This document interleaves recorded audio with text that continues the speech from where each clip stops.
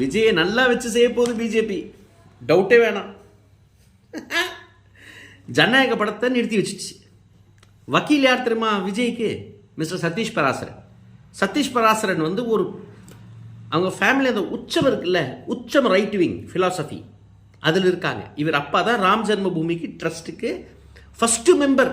ராம் ஜென்மபூமி தீர்த்த ஸ்தானம் ட்ரஸ்டோட first member அப்பா சதீஷ் பராசரனோட அப்பா கே பராசரன். அவர் தான் ராம் ஜென்மபூமிக்கு ரொம்ப பாடுபட்டார், அதில் டவுட்டே இல்லை. 92 வரைக்கும் பாடுபட்டார். 92 வயசில் தான் அந்த தீர்ப்பே வந்துச்சு இவருக்கு. ஸோ இந்த ரைட் விங் ஃபேமிலி பிஜேபியோட ஃபேமிலி, ஆல்மோஸ்ட் பிஜேபியோட ஃபேமிலி சொல்கிறதோட பிஜேபியை இவங்க தான் தீர்மானிப்பாங்க.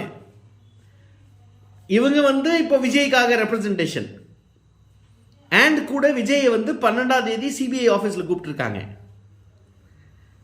இங்கே படம் நிற்கிது.